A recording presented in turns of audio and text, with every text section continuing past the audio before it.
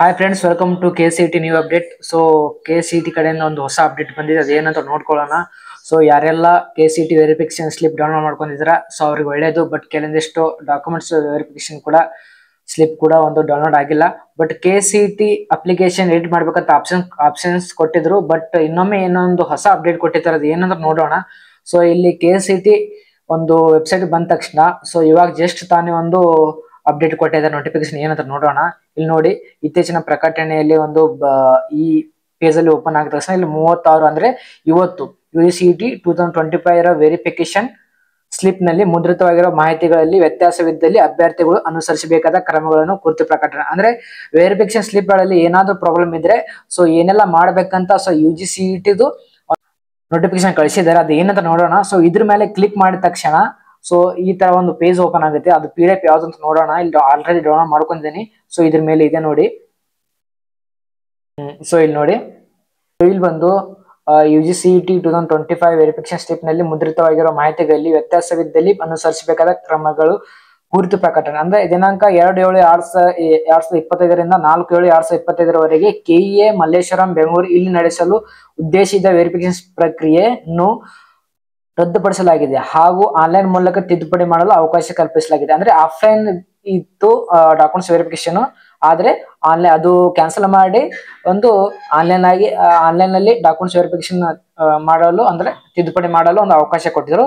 So ಅದ್ರ ಪರವಾಗಿ ಒಂದು ನೋಟಿಫಿಕೇಶನ್ ಏನಪ್ಪಾ ಅಂತಂದ್ರೆ ದಿನಾಂಕ 2/7/2025 4/7 ದಿನಗಳಲ್ಲಿ ತಿದ್ದುಪಡಿ ಮಾಡಿಕೊಳ್ಳಲು ಸ್ಲಾಟ್ ಬುಕ್ ಮಾಡಿದ್ರು ಸಹ KEA ಮಲ್ಲೇಶ್ವರಂ ಬೆಂಗಳೂರು KE ಕಚೇರಿಗೆ ಬರೋ ಅವಶ್ಯಕತೆ ಇರುವುದಿಲ್ಲ. ಅಂದ್ರೆ ನೀವು ಸ್ಲಾಟ್ ಬುಕಿಂಗ್ ಮಾಡಿದ್ರು ಕೂಡ ನೀವು KE ಆಫೀಸ್ಗೆ ಬರೋ ಅವಶ್ಯಕತೆ ಇಲ್ಲ. ಸೊ ಆನ್ಲೈನ್ ಅಲ್ಲೇ ಮಾಡಬಹುದು ಅಂತ ಹೇಳಿದ್ದಾರೆ. ಸೊ UGCET 2025 ವೆರಿಫಿಕೇಶನ್ ಸ್ಲಿಪ್ ಅನ್ನು ಪ್ರಾಧಿಕಾರ ದಿನಾಂಕ 26/6 ಬಿಡುಗಡೆ ಮಾಡಿರುತ್ತದೆ ಹಾಗೂ ಮುದ್ರಿಸಿರುವ ಮಾಹಿತಿಗಳಲ್ಲಿ ವ್ಯತ್ಯಾಸಗಳೇನಾದ್ರೂ ಇದ್ದಲ್ಲಿ ಸ್ಲಾಟ್ ಬುಕ್ ಮಾಡಿ KEಗೆ ಇಲ್ಲಿ ಅಗತ್ಯ ದಾಖಲೆಗಳೊಂದಿಗೆ KE ಬೆಂಗಳೂರು ಇಲ್ಲಿ ಖುದ್ದಾಗಿ ಹಾಜರಾಗಿ ತಿಳಿಸಲಾಗಿತ್ತು. ಅಂದ್ರೆ ಒಂದ್ ವೇಳೆ ಏನ್ರೆ ವೆರಿಫಿಕೇಶನ್ ಸ್ಲಿಪ್ ಅಲ್ಲಿ ಏನಾದ್ರೂ ಪ್ರಾಬ್ಲಮ್ ಇದೆ ಸೊ ನೀವು ಸ್ಲಾಟ್ ಬುಕ್ ಮಾಡ್ಕೊಂಡು ನೀವು KEಗೆ ಬರ್ಬೇಕಂತ ಒಂದು ನೋಟಿಫಿಕೇಶನ್ ಕಳಿಸಿದ್ರು.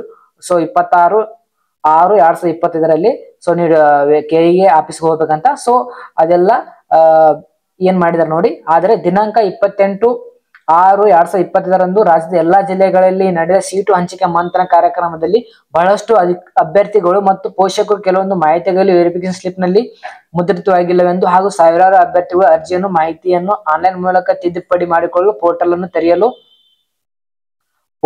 ತೆರೆಯಲು ಕೋರುತ್ತಿದ್ದಾರೆ. ಈಗಾಗಲೇ ಸಾಕಷ್ಟು ಬಾರಿ ಅವಕಾಶ ನೀಡಿದ್ದರೂ ಅಭ್ಯರ್ಥಿಗಳು ತಿದ್ದುಪಡಿ ಮಾಡಿಕೊಳ್ಳದೆ ಇರುವುದು ಈ ಮನವಿಗಳಿಂದ ಕಂಡು ಬಂದಿರ್ತದೆ. ಅಂದ್ರೆ ನೀವು ಅಲ್ಲೇ ಮೊನ್ನೆ ತಾನೇ ಒಂದು ಏನ್ ನಡೆದಿದೆ ಅಂದ್ರೆ ಮಂಚನ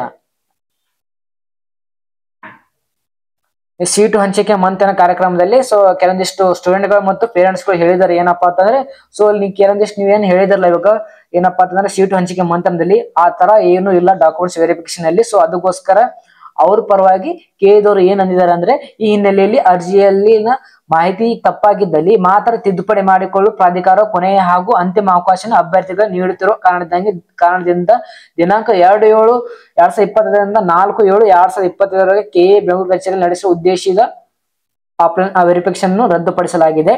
ಸೊ ಇದೇನು ಅವರೆಲ್ಲ ನೋಡಿದ್ರಲ್ಲ. ಸೊ ಡಾಕ್ಯುಮೆಂಟ್ಸ್ ವೆರಿಫಿಕೇಶನ್ ಅಲ್ಲಿ ಅವ್ರ ಕೆಲವೊಂದಿಷ್ಟು ಸೀಟು ಹಂಚಿಕೆ ಮಂಥನದಲ್ಲಿ ಹೇಳಿದ ಪ್ರಕಾರ ಸೊ ಡಾಕ್ಯುಮೆಂಟ್ಸ್ ವೆರಿಫಿಕೇಶನ್ ಅಲ್ಲಿ ಇದ್ದಿದ್ದಿಲ್ಲ ಆ ತರ ಡಾಕ್ಯುಮೆಂಟ್ಸ್. ಸೊ ಅದಕ್ಕೋಸ್ಕರ ಒಂದು 2/7/2025 4/7/2025 KE ಬೆಂಗಳೂರು ಕಚೇರಿ ನಡೆಸಿ ಉದ್ದೇಶಿತ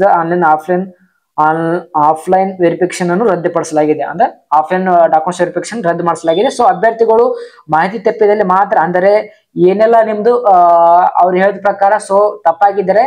ಸೊ ಏನೆಲ್ಲ ತಪ್ಪಾಗಿದೆ ಆ ಡಾಕ್ಯುಮೆಂಟ್ಸ್ ಯಾವ್ದು ಇದೆ ಅಂತಂದ್ರೆ ಇಲ್ಲಿ ಬರೆದಿದ್ದಾರೆ. ಸೊ ಕೆಟಗರಿ ಆದಾಯ 371J ಪ್ರಮಾಣ ಪತ್ರ ಸರಿಯಾದ RD ಸಂಖ್ಯೆಯನ್ನು 1/7/2025 4/7 ಅವರಾಗಿ ಆನ್ಲೈನ್ ಮೂಲಕ ದಾಖಲಿಸಿ ನಂತರ 5/7 ವೆರಿಫಿಕೇಶನ್ ಸ್ಲಿಪ್ ಅನ್ನು ಡೌನ್ಲೋಡ್ ಮಾಡಿಕೊಳ್ಳೋದು. ಇಲ್ಲಿ ನೋಡಿ ಮೇನ್ ಇದೆ ಏನಪ್ಪಾ ಅಂತಂದ್ರೆ ಒಂದು ಡೇಟ್ ಕೊಟ್ಟಿದ್ದಾರೆ ಏನಪ್ಪಾ ಅಂತಂದ್ರೆ 1/7/2025 4/7/2025 ನಿಮ್ದು ಏನಿದು ಕೆಟಗರಿ ಮತ್ತು ಇನ್ಕಮ್ ಮತ್ತು 371J ಪ್ರಮಾಣ ಪತ್ರ ಸರಿಯಾದ RD ನಂಬರ್ ಅಂದ್ರೆ ಏನಾದ್ರೂ ನೀವು ತಪ್ಪಾಗಿ ಹಾಕಿದ್ರೆ ಸೊ ಇಲ್ಲಿ ನೀವು ಒಂದು ಡೇಟ್ ಕೊಟ್ಟಿದ್ದಾರೆ 1 ರಿಂದ 4ನೇ ತಾರೀಕುವರೆಗೆ ನೀವು ನಿಮ್ಮ ಆನ್ಲೈನ್ ಅಲ್ಲಿ ನೀವು ಅದು ಆಡಿ ನಂಬರ್ ಹಾಕಿ ನೀವು ಕರೆಕ್ಟ್ ಮಾಡ್ಕೋಬಹುದು. ಸೊ ಮತ್ತೆ 5/7/2020 ವೆರಿಫಿಕೇಶನ್ ಸ್ಲಿಪ್ ಅನ್ನು ಡೌನ್ಲೋಡ್ ಮಾಡ್ಕೊಳ್ಳಿ ಅಂತ ಅವರೇ ಹೇಳಿದ್ದಾರೆ. ಸೊ ಮೇನ್ ಆಗಿ ಇದರಲ್ಲಿ ನೋಟಿಫಿಕೇಶನ್ ಬರ್ತಕ್ಕಂಥ ಇದೇ ಒಂದು ಮೇನ್ ಇಂಪಾರ್ಟೆಂಟ್ ಏನಪ್ಪಾ ಅಂತಂದ್ರೆ ನೀವು ಏನದು ಕ್ಯಾಟಗರಿ ಮತ್ತು ಇನ್ಕಮ್ ಮತ್ತೆ 370 ಏನ್ ಇರುತ್ತಲ್ಲ ಸರ್ಟಿಫಿಕೇಟ್, ಸೊ ಆಡಿ ನಂಬರ್ ತಪ್ಪಾಗಿ ಹಾಕಿರ್ತಾರ. ಸೊ ಇವಾಗ ಬೇಕಾದ್ರೆ ಹಾಕೊಳ್ಳಿ, ಒಂದ್ ವೇಳೆ ತಪ್ಪಾದಲ್ಲಿ ಅಂತಂದ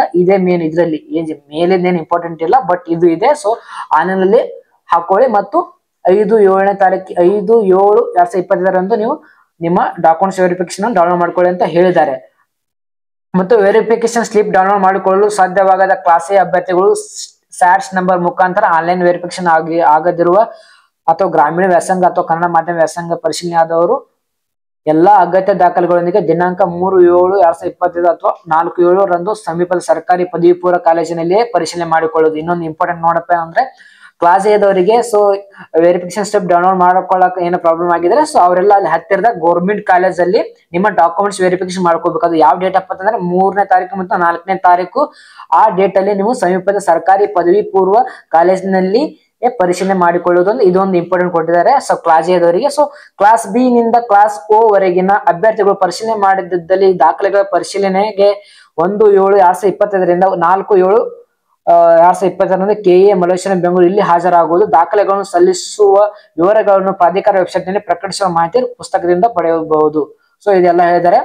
ಇಷ್ಟೆಲ್ಲ ಇಂಪಾರ್ಟೆಂಟ್ ಒಂದು ನೋಟಿಫಿಕೇಶನ್ ಕಳಿಸಿದ್ದಾರೆ. ಸೊ ಯಾರೆಲ್ಲ ನೀವು ವೆರಿಫಿಕೇಶನ್ ಸ್ಲಿಪ್ ಅಲ್ಲಿ ಒಂದು ತಪ್ಪಾಗಿ ಒಂದು ಡೀಟೇಲ್ಸ್ ಬಂದ್ರೆ ಸೊ ನೀವೆಲ್ಲ ಒಂದು ಈ ತರ ಒಂದು ಎಡಿಟ್ ಮಾಡ್ಕೋಬಹುದು. ನಿಮ್ಮೆಲ್ಲ ಆಡಿ ನಂಬರ್ ಒಂದು ಫಿಲ್ ಮಾಡಿ ನೆಕ್ಸ್ಟ್ ಇನ್ನೊಂದು ಕ್ಲಾಸ್ ಎದವರಿಗೂ ಕೂಡ ಒಂದು ಹೊಸ ನೋಟಿಫಿಕೇಶನ್ ಕಳಿಸಿದ್ದಾರೆ. ಏನಪ್ಪಾ ಅಂತಂದ್ರೆ ನೀವು ಹತ್ತಿರದ ಗೌರ್ಮೆಂಟ್ ಕಾಲೇಜಲ್ಲಿ ಹೋಗಿ ನಿಮ್ ಡಾಕ್ಯುಮೆಂಟ್ಸ್ ವೆರಿಫಿಕೇಶನ್ ಮಾಡ್ಕೊಳ್ಳಿ ಅಂತ.